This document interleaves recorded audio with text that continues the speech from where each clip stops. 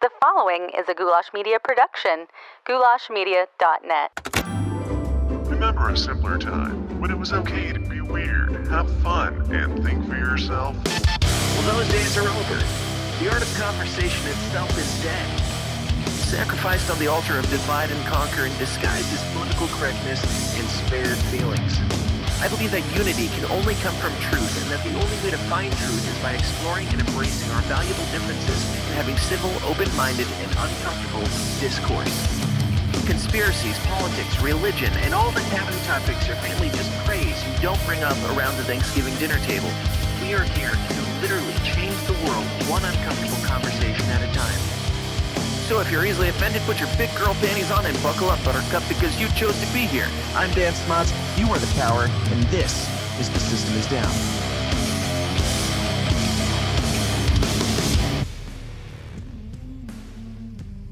Oh, yeah. Oh, yeah. It's another one of those episodes of the show that I host. And, yeah. Been having some audio stuff, and I know that some of you have noticed it. Some of you feel like mentioning it in the comments. I know it's not too many of you that actually give a crap, but to those that do notice, well, just go off and listen to a better show. That's fine. It's okay. If it means that much to you, that everything is perfectly pristine and wonderful, then I would obsess over this all day long. I'm doing my best here. If it doesn't sound perfect every time, sue me. Please. Sue me for everything that I have, which is not much. But welcome back to the least comfortable show on the web, where we talk about, things like conspiracies, politics, religion, all the uncomfortable stuff, all the things that your family is currently praying that you don't bring up around the Christmas dinner table as the holidays fast approach. We've got a bunch of stuff to talk about on the docket. I'm going to have to jump through some of these things fairly quickly and rapidly because there's a lot that I want to get to. I initially started off saying, we'll just do a Christmas fun little episode where I talk about things that are evil and dangerous and problematic during the Christmas time, because there's a lot of those to talk about, and they're always fun to, poke a little fun at some of the ridiculous shit that people get offended by. But I think I'm going to say that for the second half of this, either toward the end, or it'll have to be a separate episode, depending on how far we get through this. But we're gonna trek along at a steady pace and see how far we go. I am going to talk about the Mandalorian season finale. I normally review the episodes of The Mandalorian only for members of the Downers Club, which is our first sponsor, the Downers Club.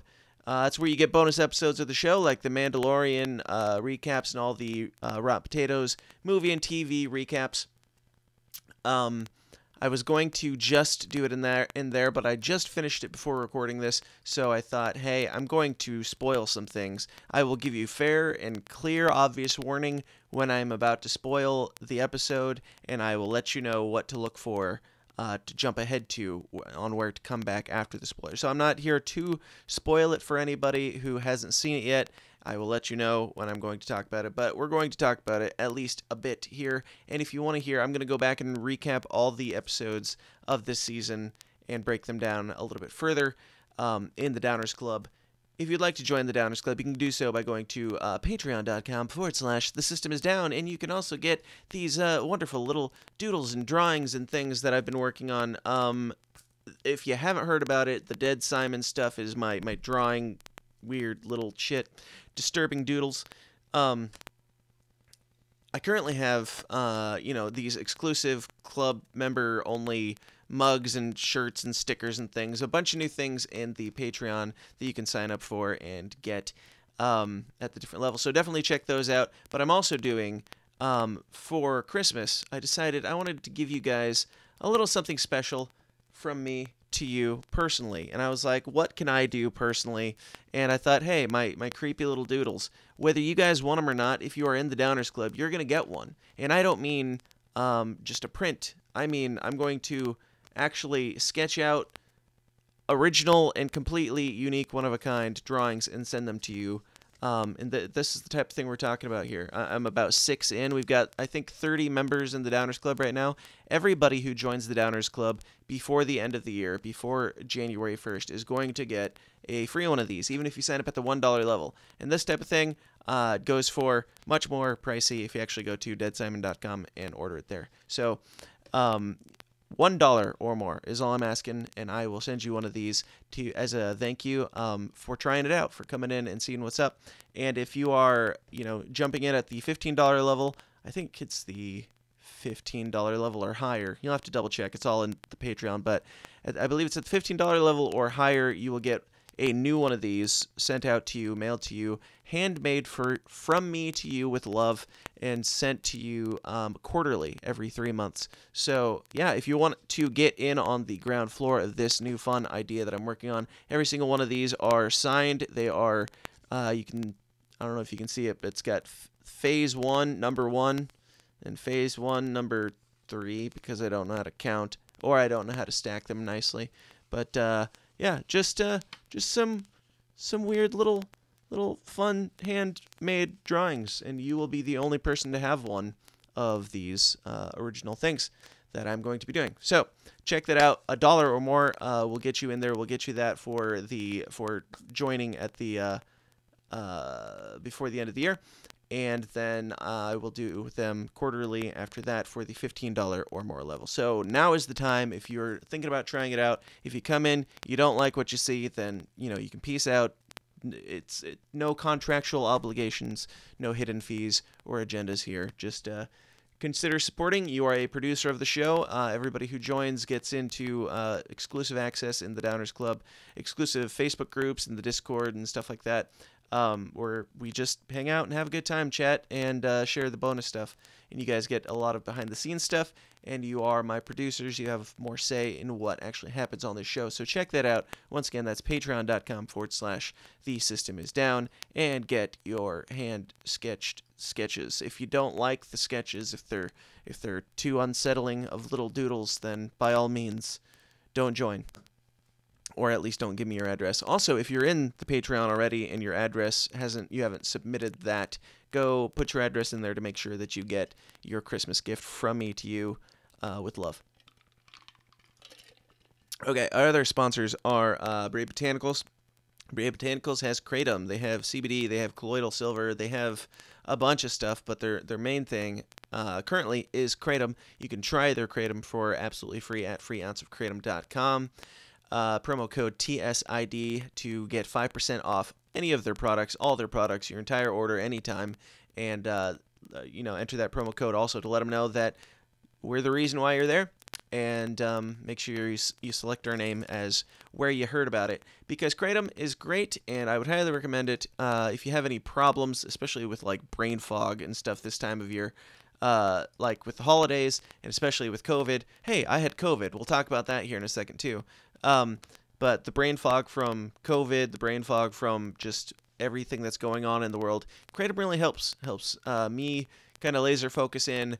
It's really good pick-me-up for the afternoon. I'm not drinking it right now because I just ran out of it, and I am disappointed, but I also have already ordered more because that's I use the products. I use the products that I endorse here.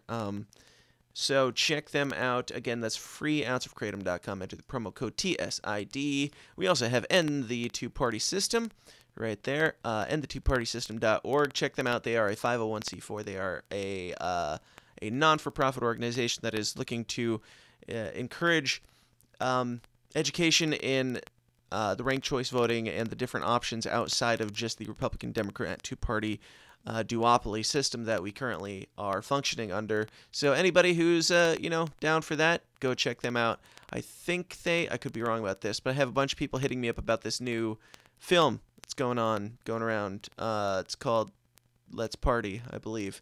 Somebody's making a film about ending the two-party system. I think they're linked in some way. Don't quote me on that because I haven't actually looked into it, but check out End the Two-Party System at endthetwopartysystem.org and see what they've got going on. What else do we got? Anything? What's this? Oh yeah, The System is Clown. That is my my backup YouTube page. Go check that out and subscribe because, as you probably know, we got removed from YouTube very recently. We got kicked off for another week, and we've gotten some strikes and things. It's only a matter of time, guys.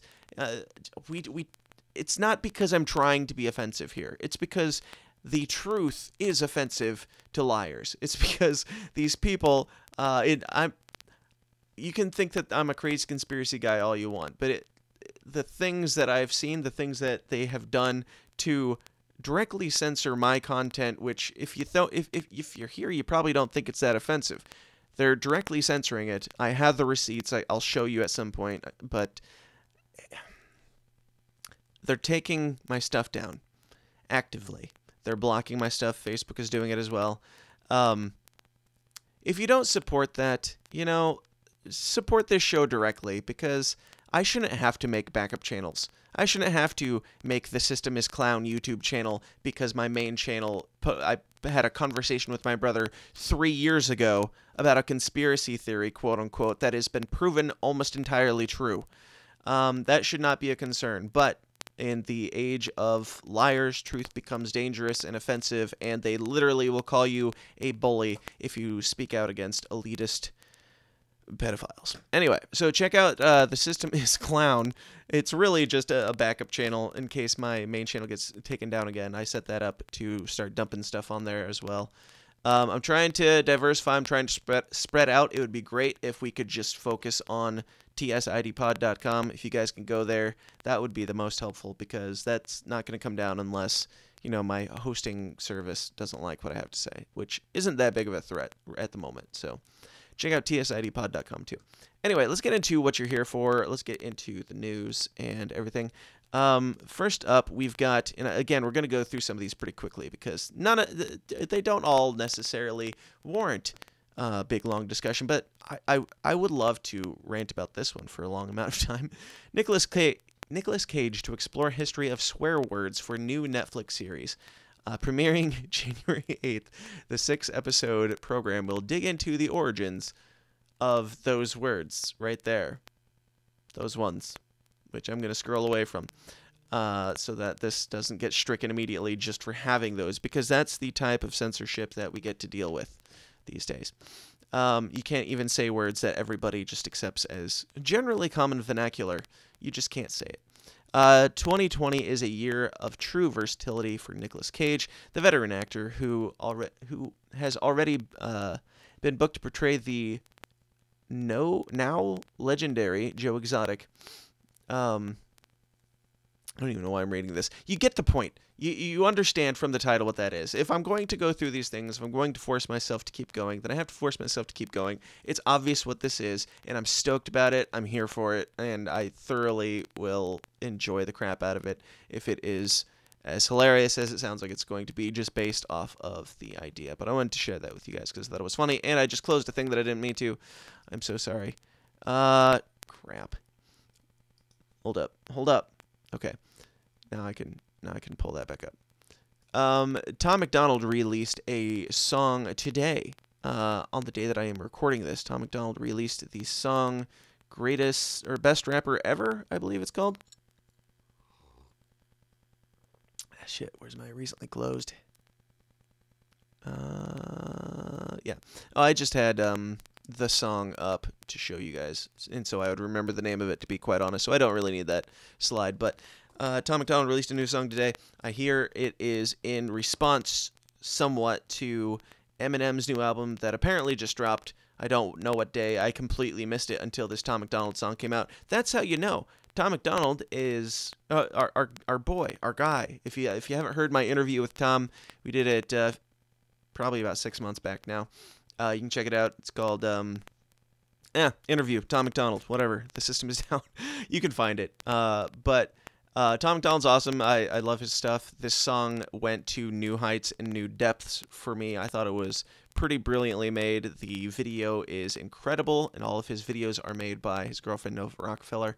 And, yeah, just fantastic stuff. I don't know much about the Eminem album. I started listening to it just to check it out. I wandered away from it because it's just another Eminem album. I'm sure it's great. I'm sure it's fine. I'm sure it's wonderful. Nothing caught my attention. I was mostly there to find out about the Tom MacDonald diss, if there was one in there. That is what sparked this song. I could be completely wrong about that. I didn't find the reference to Tom MacDonald, if there is one in there, but I also didn't look too hard. But again, that just shows you, good for Tom.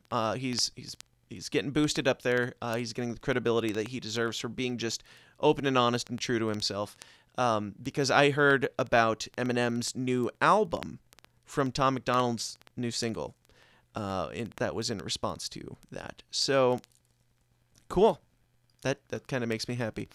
Now, before we get into Mandalorian stuff too deeply, I gotta talk about, rest in peace, Star Wars. Jeremy Bulloch, who played Boba Fett, dies at age 75. It is unfortunate. What is crazy about this, and the main reason I want to bring this up, first off, R.I.P., peace out, pouring out for your Boba Fett, homie, your most overrated character before, and now properly rated character, because we actually have a reason to think Boba Fett is awesome now, even though we didn't before. So, slight spoilers. This news came out before The Mandalorian even premiered, so slight spoilers here. Boba Fett is alive, which is cool. I approve, because the dude has a jetpack, and he's supposed to be a badass bounty hunter. If he can't fly out of a pit, then how much of a badass was he really anyway? Anyway, they show that he's alive in this new season 2 of The Mandalorian, and he's played by the actor who played Jango Fett in the prequels, which I thought was a really cool touch. But the guy who played Boba Fett initially has died, tragically. So, at the very same time, like, what's his name? Jeremy Bulloch. Will you get your freaking ads out of my face, CNN? At the same time, I can't even read your headline because you won't let me. At the same time Jeremy Bulloch dies, he waited his whole life to know if Boba Fett lives, to see it on the screen, to see Boba Fett the character again. They show Boba Fett, and then he just has completed his journey and slips into the abyss like Yoda and Obi-Wan Kenobi. He just is at peace with the Force and becomes one with it and fades away. Also, like Luke Skywalker. Just kidding. I don't believe that actually happened. I don't believe that the sequels are true anymore. But we'll talk about that more here in a second. So I should tell you, spoiler. Now, we're going to talk about The Mandalorian a bit. We're going to talk about the spoilers a lot. So, that being said, here's what you need to do. You need to jump ahead. I'm going to play my new song. I have a new song out.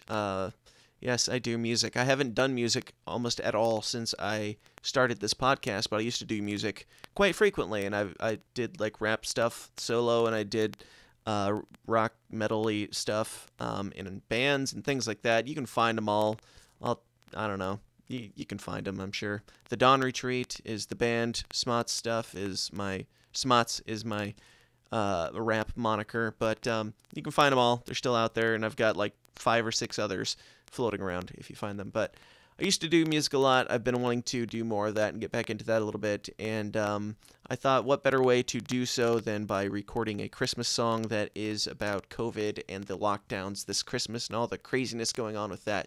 So we're going to play that after the Mandalorian conversation. Right after I'm done spoiling the heck out of this season finale, I'm going to play that song. So you can skip ahead until you find the song playing. Hopefully I remember to play it. If I don't, I'll have to go back and edit this. But it will be there. Jump ahead now to the song. Go. Okay. They're gone. Now we can talk spoilers. Holy shit. What? Okay. Okay. I don't typically do much of the nerdy stuff, but when it happens, it happens. When you gotta do it, you gotta do it. And I'm gonna actually have to talk a little bit quietly for this, because nobody else in my family has watched this yet. Nobody has watched the new season at all. I'm gonna try to not spoil this for them. I know that 0 of them care as much as I do, but at the same time, I don't want to spoil anything for anybody ever, especially in Star Wars. And when I put out a post earlier today on the System is Down page, I said something like, oh man, Disney must hate money if they're going to kill off Grogu so early, just to piss people off thinking that I spoiled it. Yeah, I would never spoil a Star Wars thing, especially same day. Like, I would give it a while before I spoiled it without giving warning. Because I care about it. If you don't know, I've got this R2-D2, like, quarter sleeve thing, and I've got Yoda up here, and, you know, I've got some dedication to my childhood loves, and, Star Wars is one of them. So when I see something like what just happened in the season finale, it restores much hope to me. It restores much hope. You know what I'm talking about. I'm not gonna bury the lead. Luke Skywalker is back. Like, for real, though. Okay, so when the new sequel movies came out, if you look back at those conversations that we had, we talked about every single one in extreme nerd depth. I always had the highest hopes for them. I was always the most positive. I didn't want to be one of these people that was going around complaining about, like, nitpicking things. Of course, I have to nitpick things because I love it so much that I want it to be really, really good.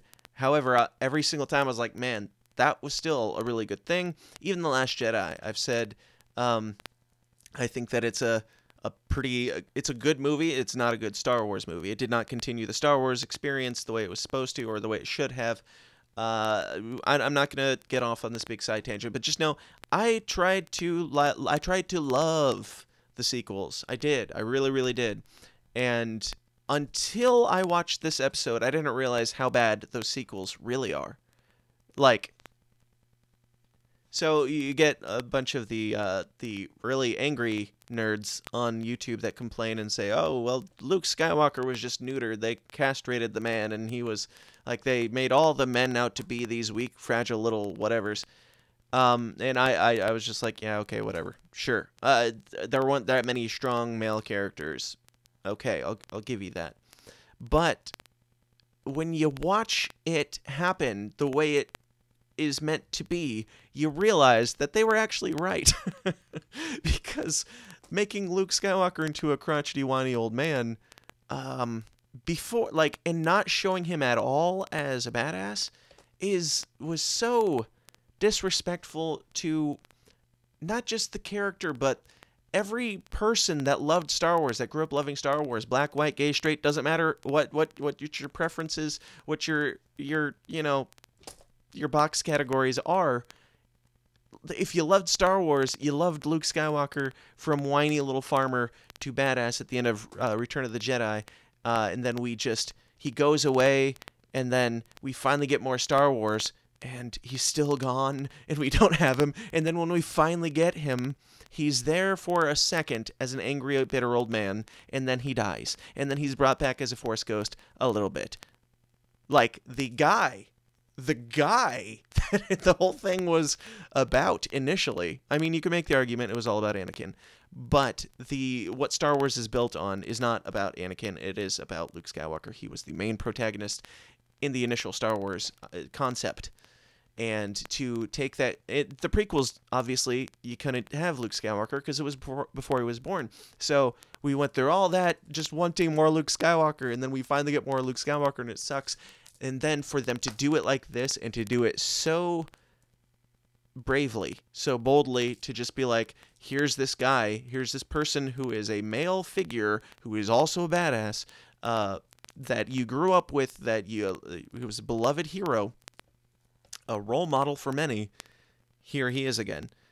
It was so refreshing. It was extremely heartwarming that they just went for it. Like, they didn't flower things up. And yes, the CGI sucks. I'm not going to pretend like it doesn't. But here's the thing. You got movies like Rogue One, where the CGI on Leia sucked, but it also wasn't earned for it to suck. Like, there was not really any reason to have, Princess Leia come in at the end anyway and say hope. Say one line. Like, there wasn't that much value to that, so it wasn't really earned for it to be as bad a CGI as it was. And even Grand Moff Tarkin, you could have figured out better ways to do that, because he didn't really play that much of a part.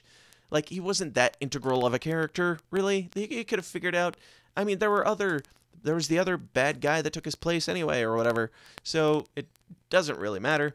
Point being, Luke Skywalker is in this, is now in The Mandalorian.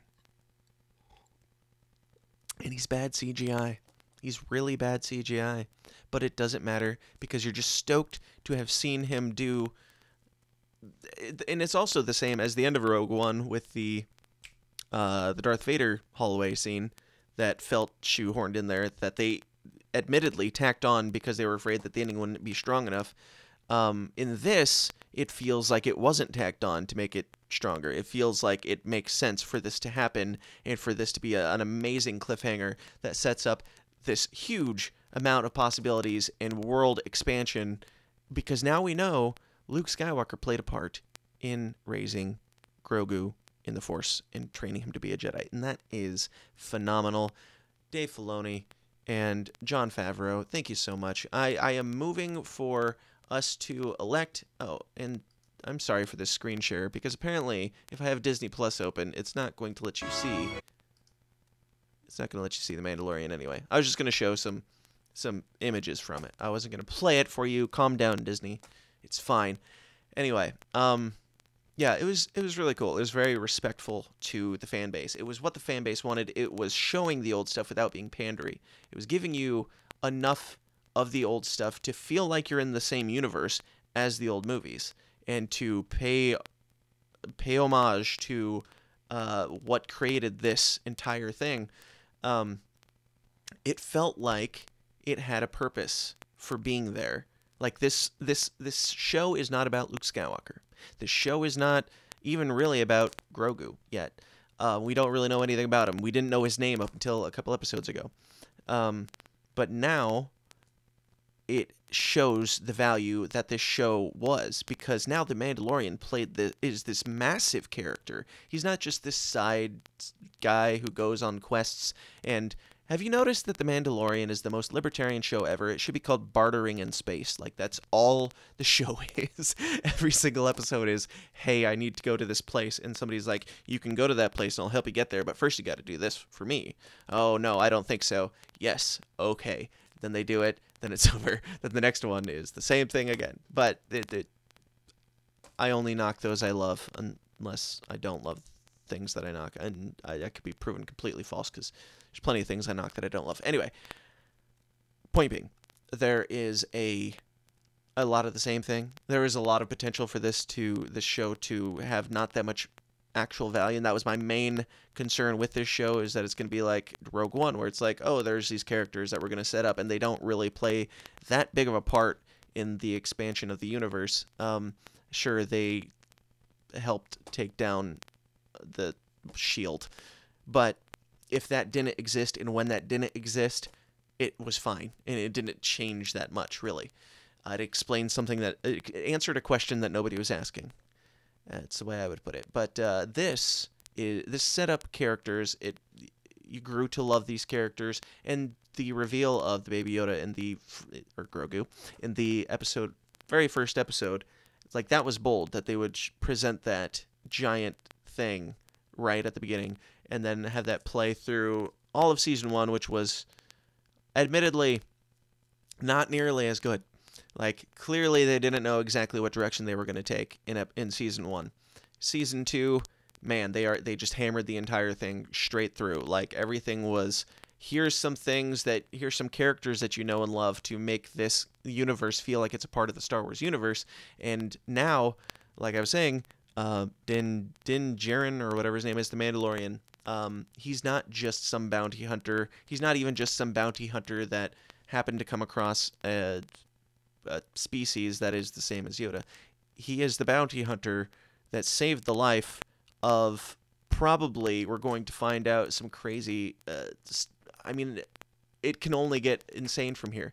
The fact that they gave us this already, like, if they were ever going to introduce Luke to the Mandalorian, I would have assumed maybe season 4, season 5. I figured they would have drug this out, and so I was just kind of half-assedly watching this episode even. And that's kind of how I've been with all these, because it's a show. It's not the same level of quality or impact as the movies. However, this episode is, and this episode sucked me into it with that introduction to this new possibility, this new craziness.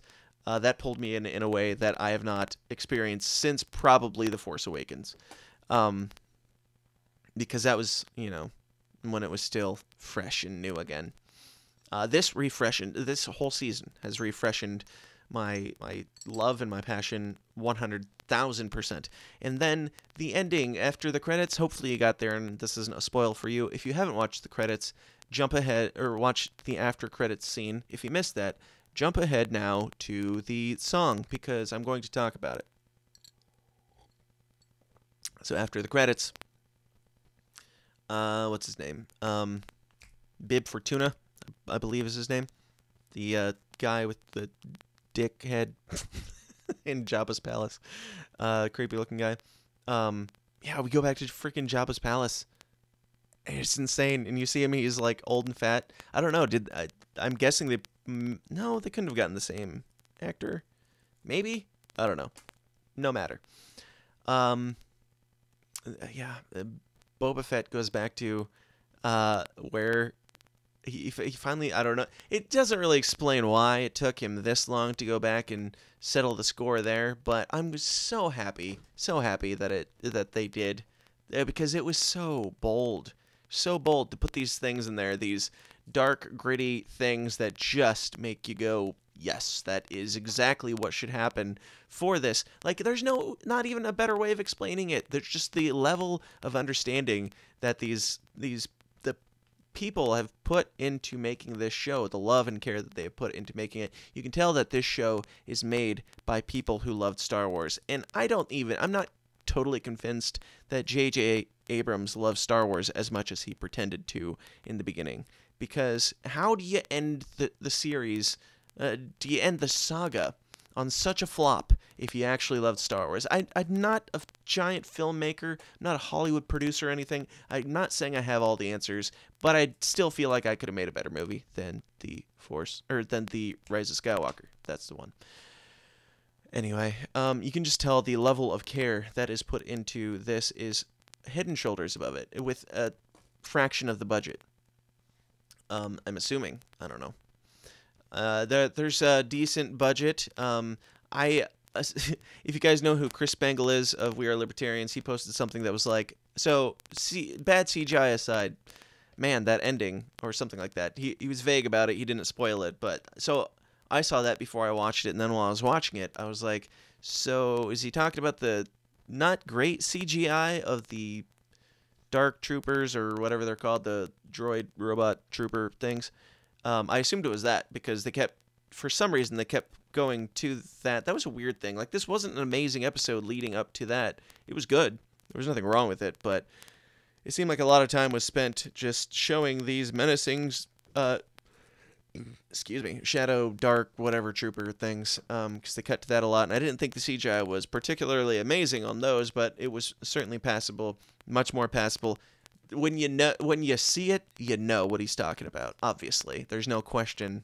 When you see the Luke Skywalker CGI, but whatever. Again, it can be not the best CGI, and I'm okay with it in this particular instance. And it's not just because yay Luke Skywalker. It's because there's a reason for it.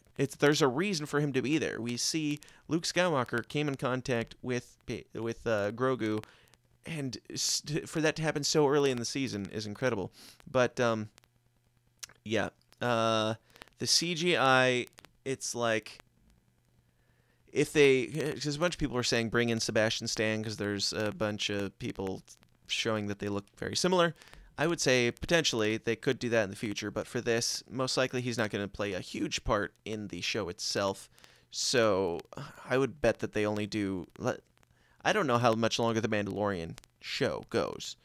I would imagine probably not that much longer, because he has served his purpose in doing this thing, and if he's not doing that thing anymore, then what's the point? Unless they have some other craziness come out. I don't know. I mean, they have to have Grogu in The Mandalorian for it to be that, and they have to have Luke in it now as kind of a semi-main, or, I don't know, normal character, and you can't do that without figuring out a way around the CGI problem, because that's not going to hold up. But for what it was, if that's what it's going to be, great, perfect, fine. I don't care. It could be worse, even. They could have only showed him from behind, and that would have been fine. It doesn't matter to me because they gave him proper respect. They showed exactly what we all assumed happened to the guy, like exactly what he was after Return of the Jedi. We all expected him to be like that. And thank you so much, Dave Filoni and Jon Favreau. I'm pushing for them to be elected as the President and Vice President of the United States in either order. I don't care which one. All right, let's take a quick break. I'm going to play this song. We're going to get out of Mandalorian talk. Again, if you want, I'm going to rant about the whole season. I'm going to rant about this a lot more.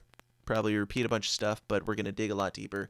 Go join the Downers Club, get in there, and yeah, you can listen to my rants on last season as well, and all my backlog of bonus content. So check that out at patreon.com/the system is down, and join the Downers Club. Let's do the thing that I keep promising and play this song. This is COVID Christmas. It's a song that I worked on with some friends. Those friends, they didn't really want their names to be included on it anymore because of the direction that they all approve. They all approve of the message, but they had too much to lose in their life with, you know, jobs and things and people knowing how they actually feel. But here's how I feel about this Christmas. This is my song, COVID Christmas, from, you know, from it. From what it is. There's no album or anything around this. This is just the latest Christmas carol. Go out and sing this in front of your neighbors' houses. And we'll be right back after this with some more stories. And I'll have to talk about a bunch of things later because, good Lord, we talked about The Mandalorian way too long. All right, here we go. Here you go. Oh, where are the kids today? Yeah. Remember Christmas? Man, I love Christmas. Now and I love Christmas. Gather round, Julie. Let me tell you a story. Christmas time was laughter, Christmas time was cheer. This Christmas time to celebrate with family, only celebrated here. Only Carolina decibels, it's far too low to hear. Government's breathing down my chimney, giving me tyranny enough to last all year. Big brother gotta see when you're sleeping, gotta know when you're awake. Gotta know whether you're bad or good, gonna you either way. And grandma's dying to see the family, it's sad to see Santa go to bankruptcy, but the lockdown's got us $1,200 ain't enough for dad to feed a family.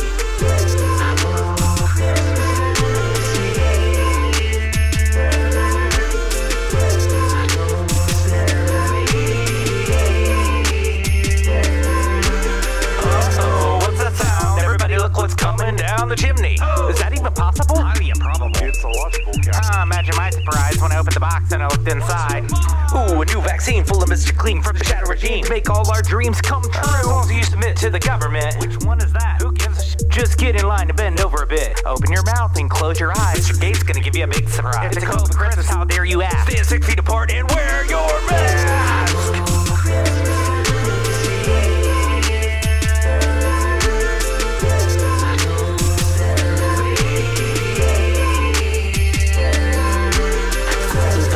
Pandemic and into gunfire. I decked the governor's halls until COVID levels went higher and used a mask as a missile to attack. You better identify a tyrant and kiss him goodbye and good luck into all a good fight. No joke, I literally have COVID at the moment I'm recording this, but by the time I'm to the chorus, I'll probably be over it. So God rest ye merry gentle sheep, but please don't have kids. And I take off, that's the president, but I still don't know who it is. Merry Christmas.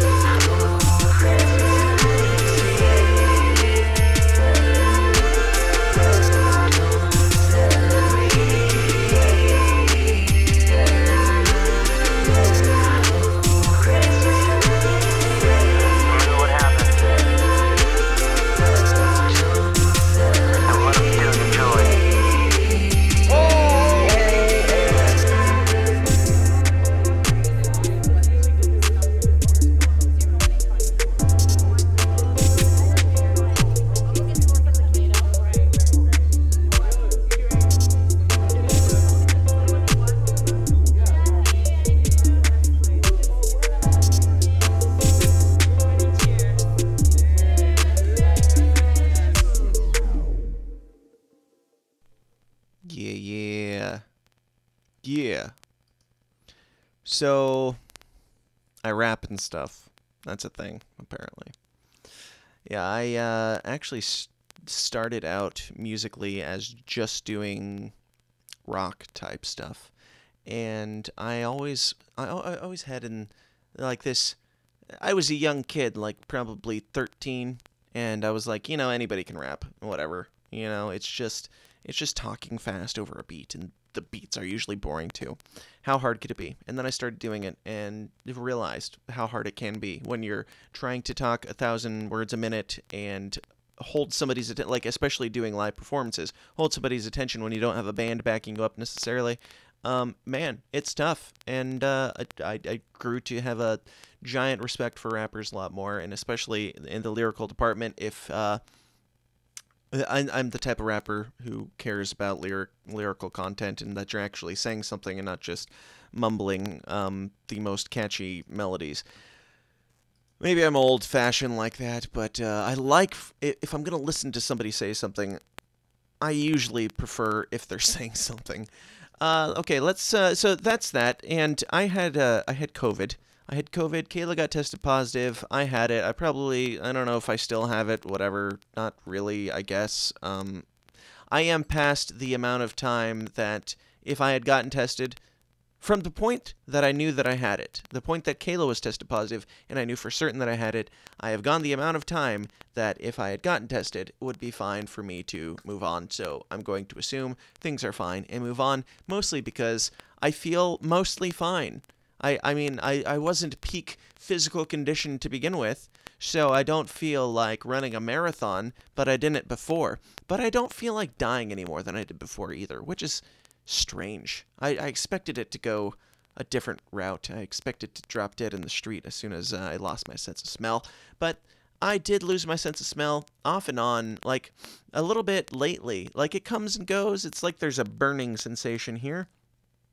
And there's some like head pressure, some brain fog, stuff like that. A little bit of a scratchiness in your old throat, but it's kind of like feeling high some of the time, and then kind of like feeling sick and high at the same time, which isn't very fun. But it wasn't that big of a deal. And again, that's just me. I'm not saying that it won't be a big deal for you. I'm not saying go out and catch it, but you probably should.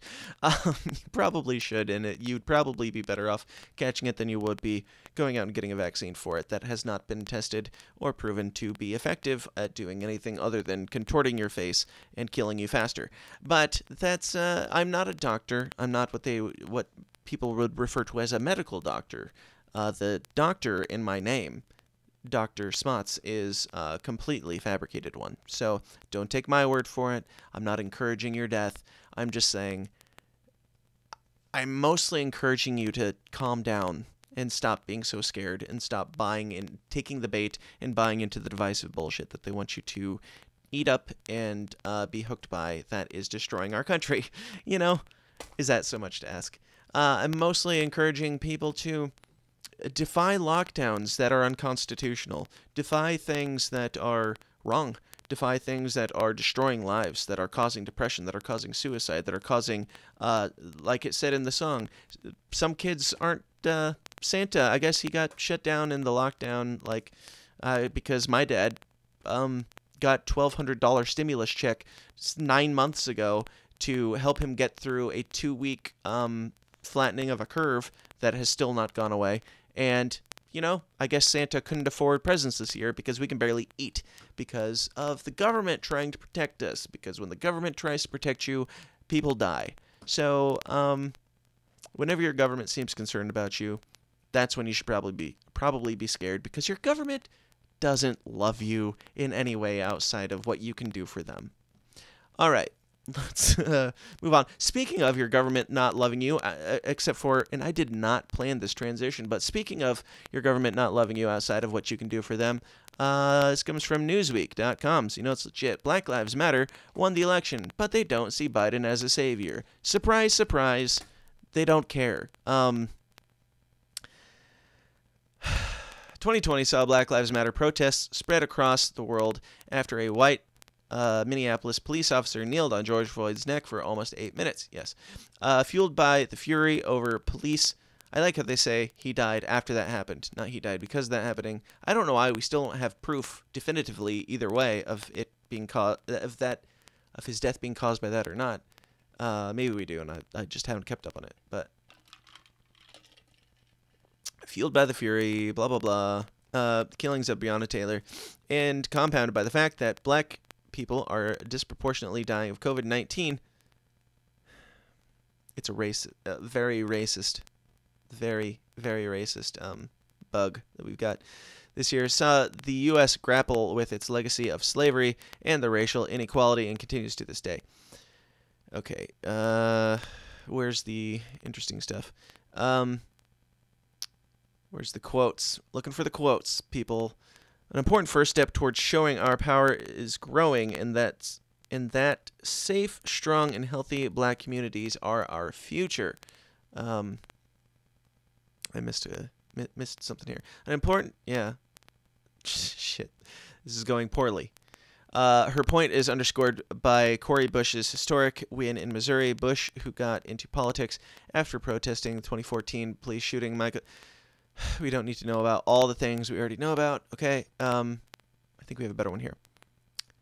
This is from New York Post. Black Lives Matter say Biden. Whoa. Black Lives Matter say Biden and Harris have been silent on meeting requests. Okay, so the point being, Biden and Harris ran on this giant concept of they're going to save the minorities, and they are all for Black Lives Matter. They condoned the quote-unquote peaceful protests. They didn't mention anything about riots and looting and things like that. They seemed to forget about those things. But they as much as they could, played it silently. They showed silent support, because that's something that the left is able to do. If silence is violence, unless you are running for president as a left-wing politician, then silence is, I guess you're still on our side. Even though you're not talking about it that much, but you are the BLM vote, right? Yes, you're gonna help us out. Let's find out. Black Lives Matter is putting the forthcoming Biden-Harris administration on notice for failing to respond to a meeting request from the group.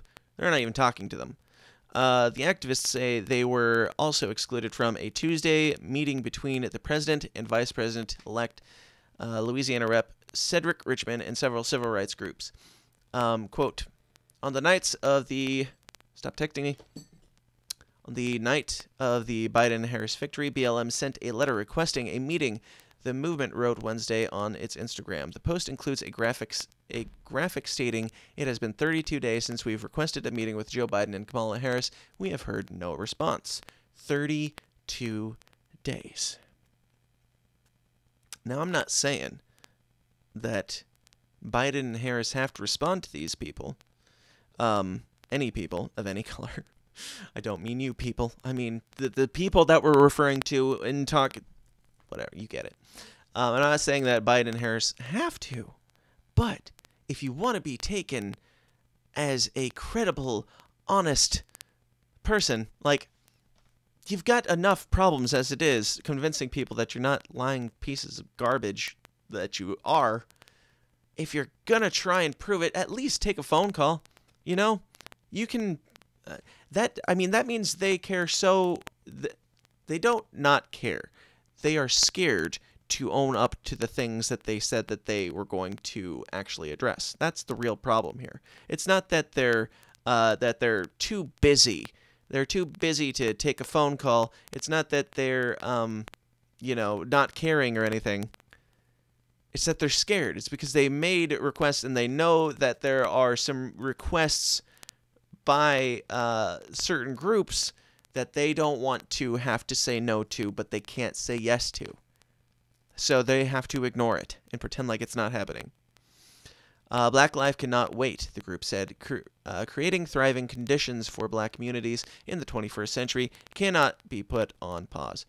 The post continued, quote, "As the organization leading the largest global social justice movement, we demand a seat at the table. To ignore us, which, come on, settle down.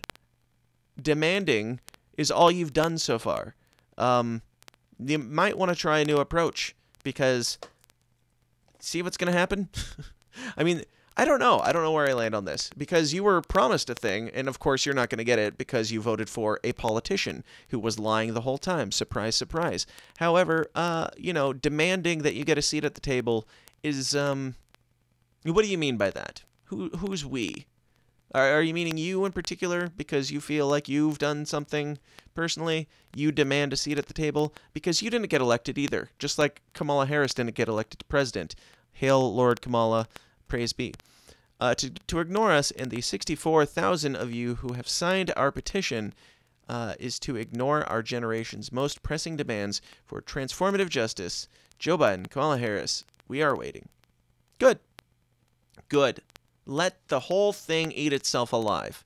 Let the people who are burning things down burn down the people who,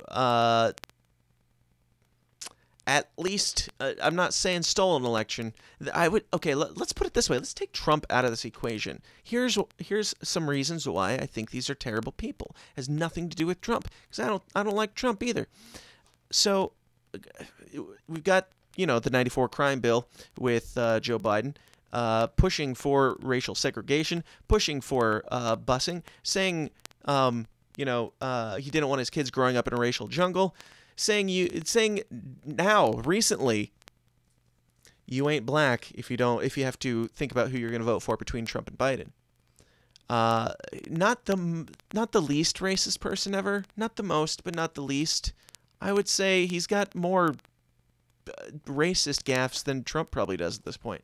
But then you've got Kamala, who laughs about locking people up for like 1,600, I think. It was 1,600 or way more. I don't remember. I'm bad with remembering numbers. Look it up. But Harris is responsible for putting well over the thousands into prison and still laughs about it to this day. When asked on a radio show if she has ever smoked weed, she laughed and said, "Yes, I'm Jamaican. What do you think?" essentially. And she laughed about it, which is not only disgraceful to the people that she locked up for the crime that she's apparently committed many times, but also she is being disgraceful to her family because her parents were pissed off that she said all Jamaicans smoke weed. Just her pandering, trying to be cool, because she was on, I think, Breakfast Club or some like hip-hop based like radio show. I don't know. But just know that you were used the entire time. So, I don't know what to tell you here, BLM, because I don't support some of the things that you've done, but I think that you've been lied to and you've been used, and people were trying to tell you that the entire time that the system is rigged against you. The system, again, we're taking Trump out of the equation. Let's say the election process. Is it rigged? Well, we have clear evidence that they screwed over Bernie Sanders twice in a row and forced him essentially to bend the knee and support whoever they chose as the elitist establishment. I'm not a Bernie fan, but he got done dirty. If they can do that, why would we believe that they didn't do Trump dirty at this point? Why would, even if you take Trump out of it, if you take all the election fraud evidence that we've seen, that you've seen, you've seen it, quit denying it. If you take all that out of it, they still screwed over Bernie, and there's even more evidence of that. So if you were a Bernie supporter, why are you still supporting these people? If you were pushing for the Bernie Sanders revolution, which I'm guessing that a lot of these BLM supporters were, they proved that they don't care about you when they screwed over your candidate. So it is what it is. They didn't care about you. They only cared about you until they got what they wanted, and now they will literally not even talk to you. All right, I'm going to be going through some of these and skipping over some. One thing, in one of these articles, I read... Let me see. Let me see if I can find it. Give me a second.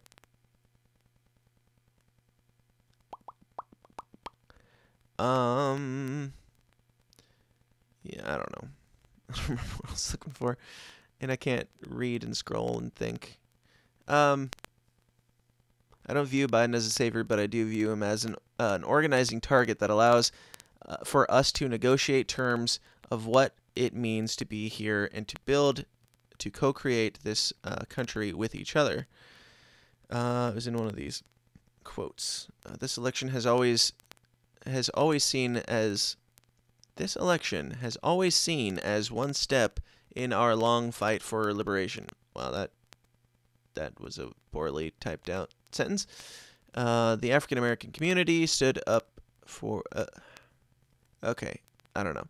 They point out, they say that Biden is not perfect, but he has at least not condoned white supremacy. So let me just play this for you real quick. Tonight to condemn white supremacists and militia groups. Sure. You've got David Duke just joined, a bigot, a racist, a problem. Would you repudiate David Duke? Sure. David Duke and robocalls are out again, the white supremacist movement supporting you.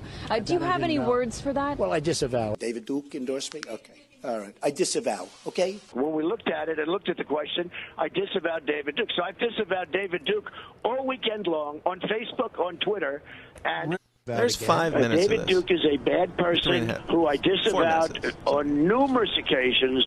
I want him to say it. And you don't want the supporters? No, I don't want anything. What do you think of white supremacists, by the way? I don't like any group of hate. David Duke announced his Senate candidacy, claiming your agenda. Are you ready before you ask the question? Newt Gingrich said every Republican should repudiate this guy no matter what it takes. And I do. Rebuked. Is that okay? Klan. In the same New York Times interview, he denounced white supremacists. He denounced the neo-Nazis who support him. President Donald Trump signed a congressional joint resolution that condemns white supremacy, neo-Nazis, and other hate groups. When he was asked to condemn white supremacists, he didn't. And you had people, and I'm not talking about the neo-Nazis and the white nationalists, because they should be condemned totally. When specifically asked if he would denounce white supremacists, that the president dodged it. I spoke out forcefully against hatred, bigotry, and violence. You get it. You get it, okay? The man's, he said it many times. Stop playing pretend. Stop playing games. I don't care. I don't support the guy. I don't vote for the guy. I didn't vote for the guy ever, and I likely never will, unless he were to do some sort of crazy libertarian, actual things, not just Rand Paul making up things that he's going to do, like bringing all the troops home, which he still hasn't even begun to do. Anyway, point being that I try to be as unbiased as possible. Mostly, it's not hard because I hate them both. But if you're gonna lie, I'm gonna call it out.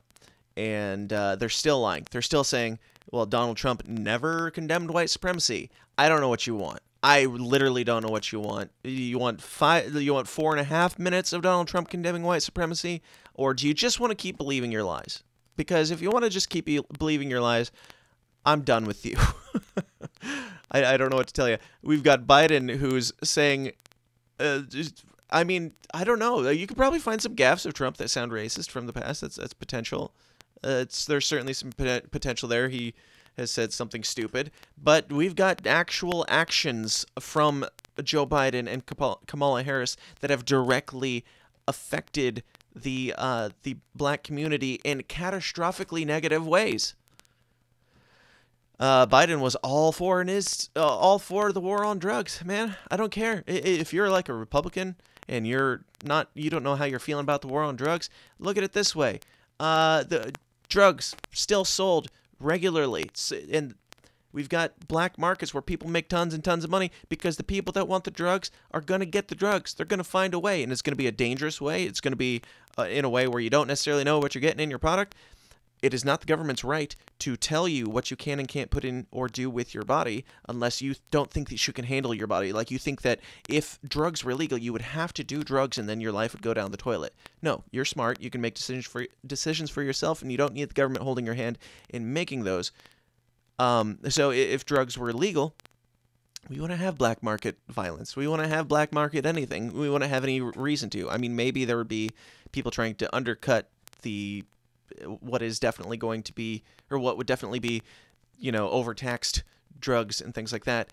But it's going to be much less violent. It's going to be much less prevalent because your common everyday citizen that just wants to enjoy themselves, relax, have a good time, whatever, is going to be able to go spend some money and get it at a pharmacy, essentially.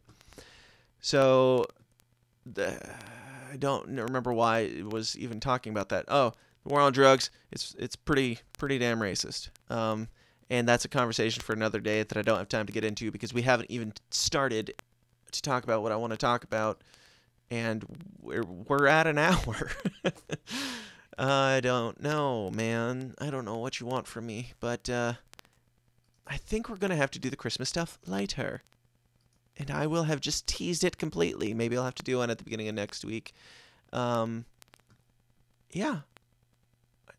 Okay, so we'll touch on a few more political things. I'm going to tell you, I'm not doing the Christmas thing yet, which, since I didn't, this episode won't be titled with that in it, so you won't be too let down. But just know now, I'm going to drop in a few more fun facts here, and then we're going to call it a day for now, and I'll give you another episode very soon.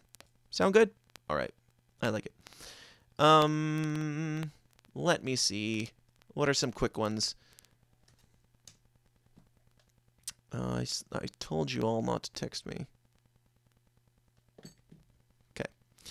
Oh, that's actually a friend of mine who just now watched The Mandalorian, and he's sending me his review because everybody's stoked, and we're past the spoilers. I'm not gonna get back into that.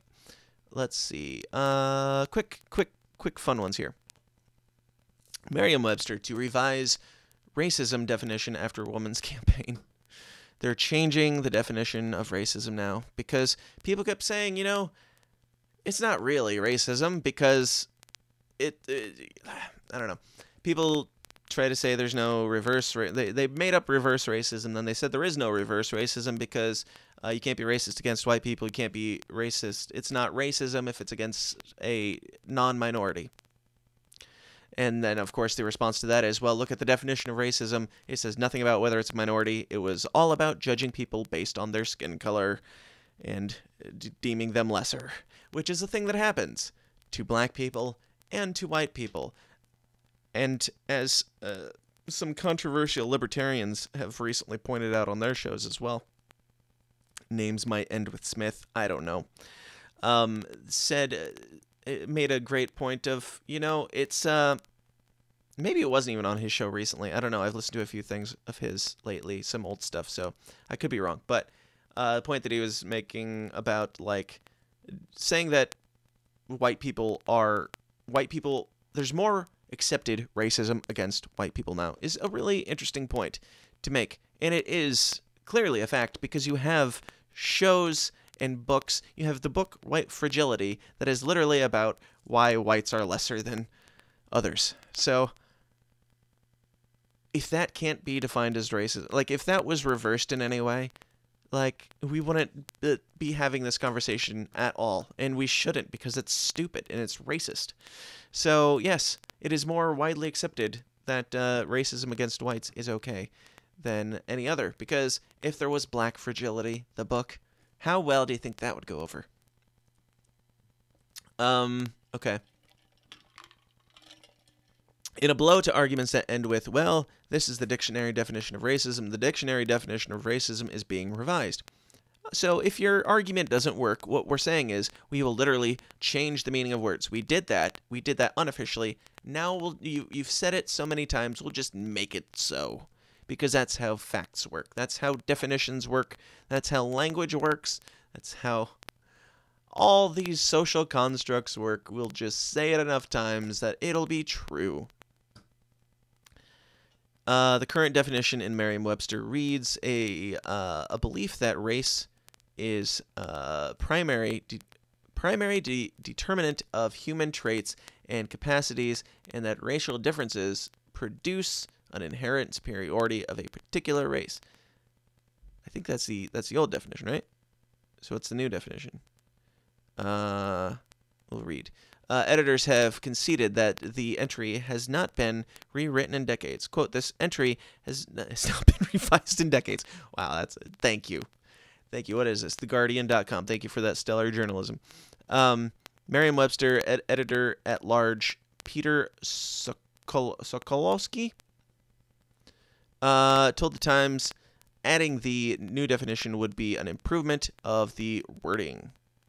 Editors added that although the dictionary aims to reflect the real-world usage of a word rather than a particular viewpoint, quote, we have concluded that omitting any mention of the systemic aspects of racism promotes a certain viewpoint in itself. It also does disservice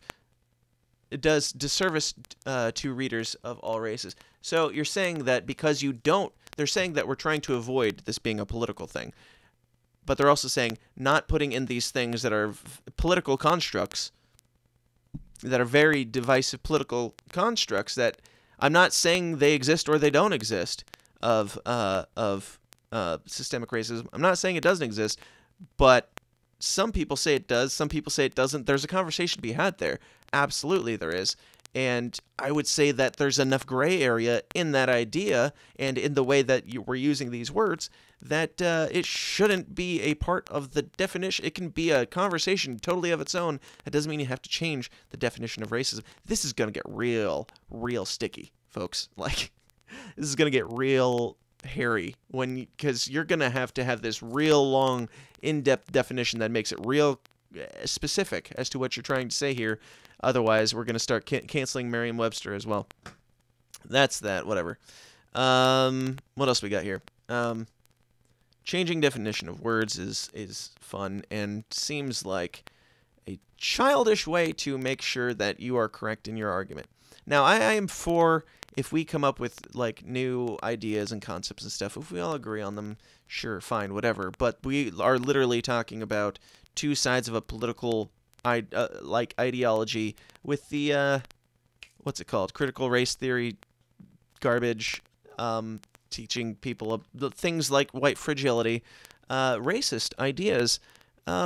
If we're using the people who spend all their time coming up with these very complex ways that things are racism, I don't know, man. It just seems like pretty bad territory to get into because some people are focusing too much of their time, I will say it, too much of their time on defining, I don't know, like on being victimized, on not even themselves, it's other people generally. It's white people saying, this is why you're a victim. It's Joe Biden and, Kamala Harris, is she Indian? Is she Jamaican? It depends on the day. It depends on how she feels and who she wants to pander to.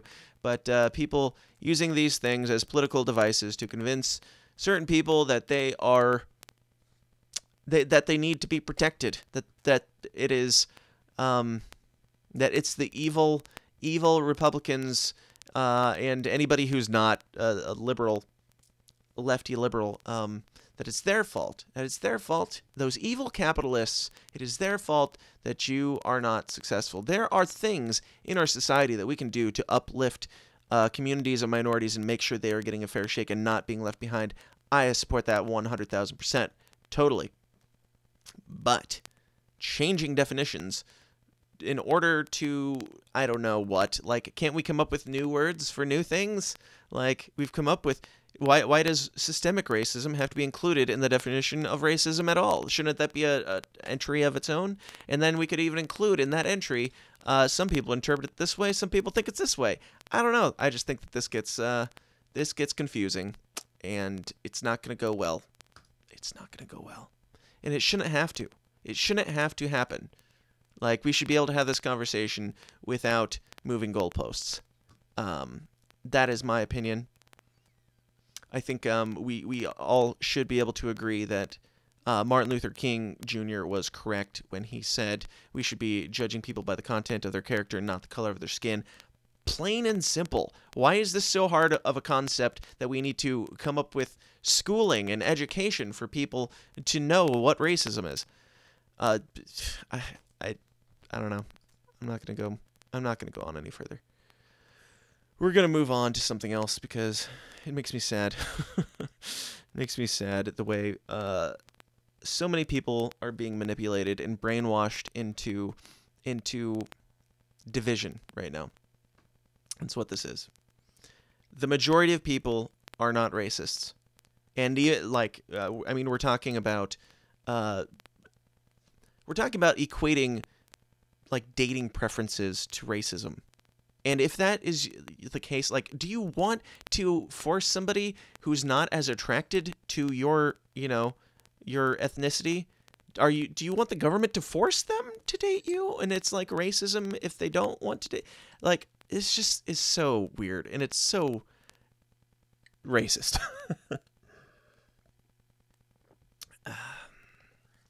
Love who you love. Like who you like. If somebody's a dick, it doesn't matter what the color of their skin is. That's where I stand on it. Okay, so John Kerry said Joe Biden is he's all in for this great reset. John Kerry's a schmuck. But they brought up climate change, the Green New Deal, and all this stuff as part of the Great Reset. So the fact that that's linked into it at all now is frightening. And I mean, we're talking about the Green New Deal. If that's part of the Great Reset, that should show you what we're dealing with here. We're dealing with dehumanization of you, devaluing of yourself. And if you can't see that, take off the goggles or put the goggles on. I don't know which metaphor you want to use, but wake the hell up if you cannot see what is happening here. They are dehumanizing individuals. The climate is changing. Yes. The climate has always been changing. The climate will always change because of natural things. And you know what humans are? Humans are not a burden that needs to be solved. Humans are part of nature. Humans are part of the process. We, I would submit, are the most valuable part of nature and the human or the existence of all. I would say that I don't buy that you are an insignificant speck on a speck in the middle of nothing. And I'm not going to get into the flat earth stuff, okay? I'm not. That's not what I'm talking about. I don't buy that you are as insignificant as you are being led to believe by your government, by the media, by the authorities, by everyone. I can't buy it because I've met a lot of you and you're great. That's all there is to it.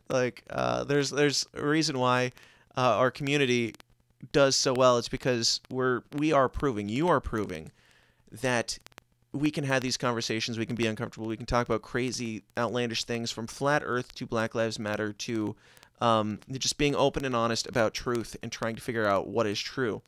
That is all that matters.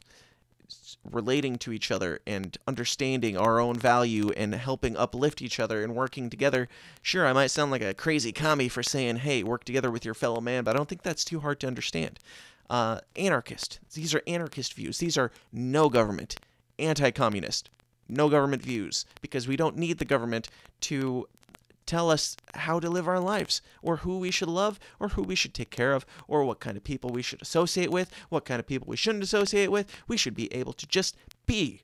And that's all that I want for you. That's all I want for me. It's just to just be the most value that we have. You are the power. Damn it, you are the power. And I believe that 100%.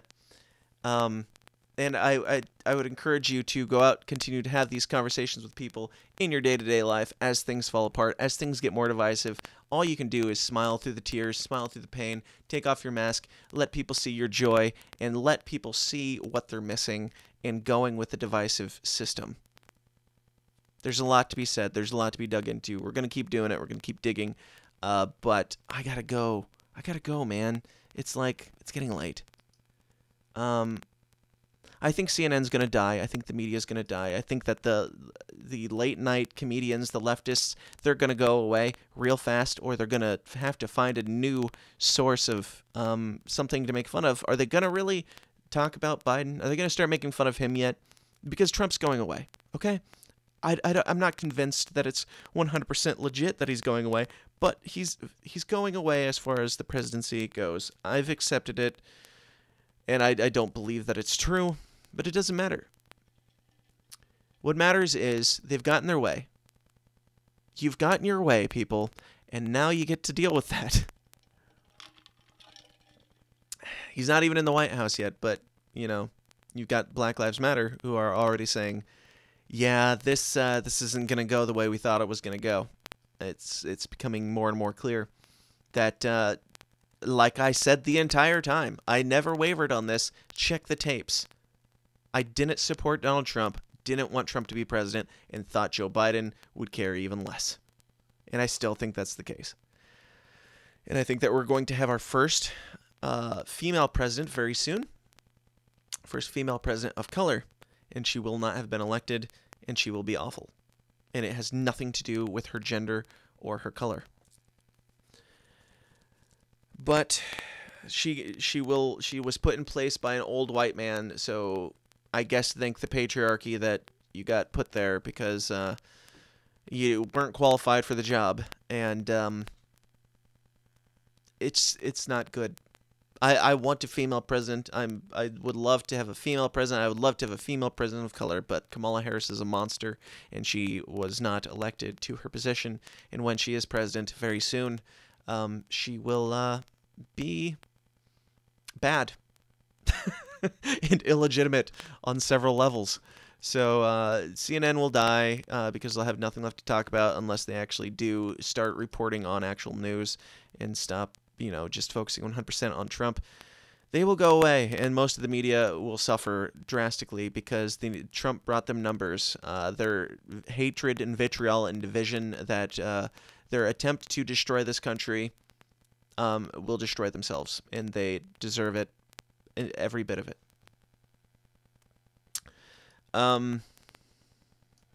Yeah. I don't want to leave on a bad note, guys. You're the power. That's really all that matters here. I would encourage all of you to stop caring too much about who ends up in the White House, because Donald Trump was in there. How much did your life really change? And how much did he actually do in any capacity whatsoever? He was supposed to be like he was either the evil dictator that would destroy us all and would make abortion illegal and take control of women's bodies entirely and put minorities in prison and things like, I don't know. He was supposed to be this evil person. Did that happen? No. And then you've got the other side, the Republicans that thought that he was going to be the savior to all. He was going to drain the swamp. He was going to lock Hillary Clinton up. He was going to lock up Jeffrey Epstein. Doesn't have a single connection with anybody in jail right now. Why is that? How is that possible? I don't know. Ghislaine Maxwell is not in prison, nor is she dead. How is that possible? I don't know. The swamp was not drained. The wall was not built. I didn't want it to be built. I thought it was stupid, and I knew that it would never happen. And here we go. It didn't happen. We've got 2 weeks left.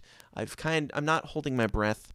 Who knows if the conspiracy of QAnon is 100% legit, Trump will still be in office, right? Stick to the plan and all that stuff. But if he doesn't, does that mean that it was entirely a psyop? I don't know. Time will tell. We'll see how this plays out. I have to see Joe Biden get into office before I'll accept any election completely as being done and over in this thing, because it's just too crazy to 2020 in general. Too crazy to tell. Okay, not the only. There's been some great things that have happened this year, but two great ones. Tom MacDonald's new song came out, and The Mandalorian kicks ass. And that's it for today, guys. Thank you so much for listening. I appreciate you being here, and I will, talk to you some more soon, and we'll get into some of the Christmas stuff that I mentioned here, and we'll have a nice, happy Christmas special. Until then, I'm going to go eat, because I'm hungry, and I hope you do the same. Go out, have a conversation with somebody. If I don't talk to you for whatever reason before Christmas, I wish you a Merry Christmas and a Happy Hanukkah and whatever you celebrate, all the things. Go celebrate them, and don't do it in fear. Don't do it. Don't buy the BS. Don't leave Grandma to die alone in her house just because the government convinced you that you would kill her if you went out and celebrated with her. If she is comfortable with it, go do it. If she is not, then fine. Zoom. Fine. But don't celebrate in fear. That is all. That is all. That is all. Thank you. Until next time, I guess. Question everything, stand comfortable, and I'll talk to you then. Forgot I gotta hit this outro. I don't edit anymore, so. And I'll talk to you then.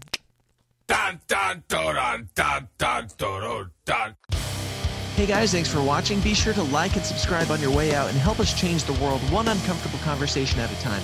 And if you like what you hear and you want to hear more, go join the Downers Club at patreon.com/thesystemsdown for bonus episodes of the show every single week.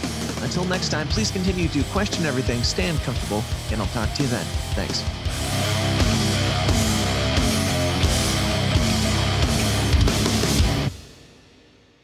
This has been a Goulash Media production. goulashmedia.net. This concludes our broadcast day. Click.